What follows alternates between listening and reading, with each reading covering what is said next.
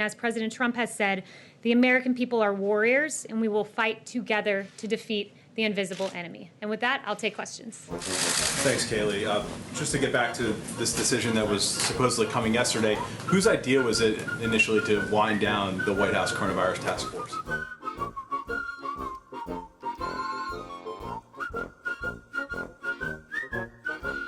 I just have a question about masks. I know there was some back and forth over the president wearing a mask yesterday. I don't want to ask about that, but the White House's view, what is the White House's message to the American people? Does the White House, does the president believe that people should be wearing masks as they try to get back to some semblance of their normal life?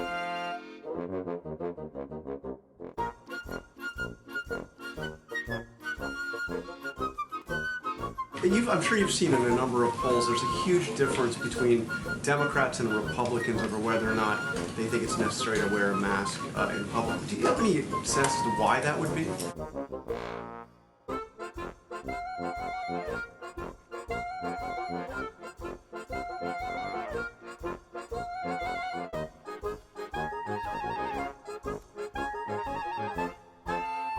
Kayleigh, we were just talking about masks. You said at Honeywell, the president was told by the folks at Honeywell, as was the team, that they didn't need to wear masks. The reason he was told that was because the people who would be interacting with him had all been tested and had been shown to be negative before that took place. I guess, so the president had those circumstances. Obviously, he's the president. But why shouldn't all Americans who go back to work be able to get a test before they do to feel comfortable in their own work environment to be interacting with other individuals?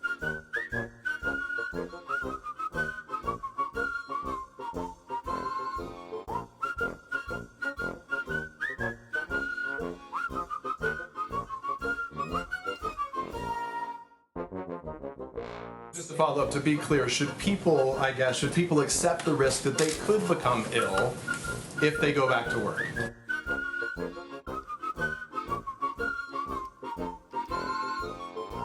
What does it say to so many of those governors, those states, aren't following the guidelines that the president dictated from this podium?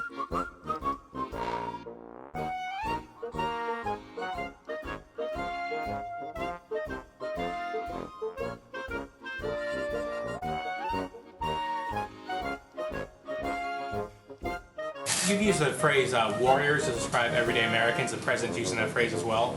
What's the thinking behind using that description? And is that basically asking Americans to put themselves in harm's way like warriors do?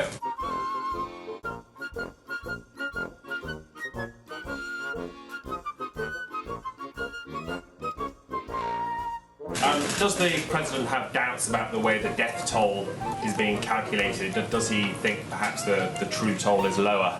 I spent some time earlier today just going through the CDC's manual on how to complete death certificates and the parts that were specifically written for physicians. And in that manual, it talks of precision and specificity, and that's what we were trained with.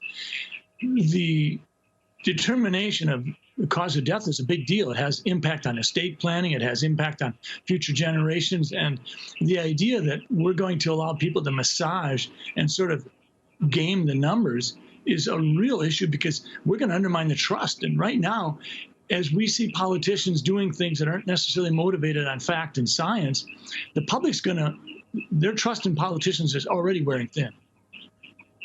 Let's just take influenza. If I have a patient died a month ago, had fever, cough, and died after 3 days, and maybe had been an elderly, fragile individual, and there happened to be an influenza epidemic around our community, I wouldn't put influenza on the death certificate, and I've never been encouraged to do so. I would put probably respiratory arrest would be the top line, and the underlying cause of disease would be pneumonia, and in the contributing factors, I might well put emphysema or congestive heart failure. But I would never put influenza down as the underlying cause of death, and yet that's what we're being asked to do here. What do you say to those folks who are making the claim without really any evidence that these deaths are being padded, that the number of COVID-19 deaths are being padded? You will always have conspiracy theories when you have very challenging public health crises. They are nothing but distractions. If you have a COVID-19 admission to the hospital, you'll get paid $13,000. If that COVID-19 patient goes on a ventilator, you get $39,000, 3 times as much. Nobody can tell me after 35 years in the world of medicine that sometimes those kinds of things impact on what we do. Some physicians really have a bent towards public health, and they will put down influenza or whatever because that's their preference. I try to stay very specific, very precise. If I know I've got pneumonia, that's what's going on, the death certificate. I'm not going to add stuff just because it's convenient. The president has said many times that he's received praise in phone calls with foreign leaders because of this administration's response to the coronavirus outbreak. Who exactly are those heads of state and heads of government who are praising this administration for its response?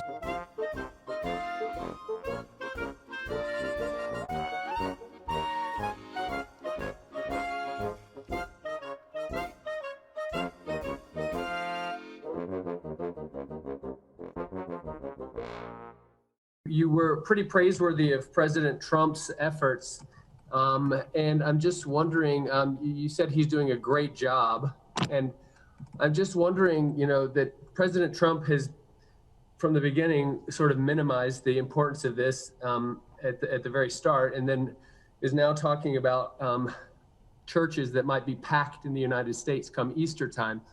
How concerned are you about some of the decisions that he's making, or do you really think he's doing a great job across the board? Thanks.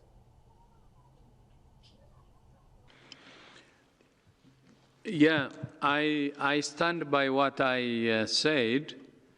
As you know, one of the recommendations from WHO is the whole of government approach involving all sectors.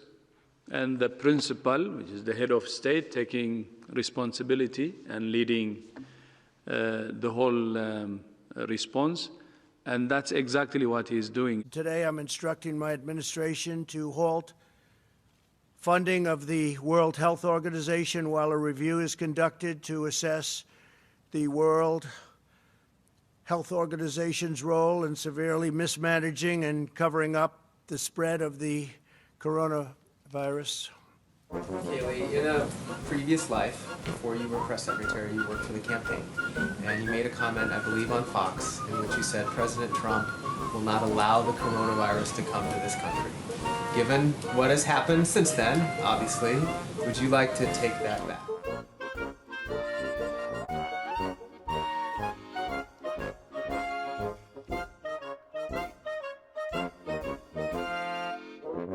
I'll leave you with those questions, and maybe you'll have some answers in a few days.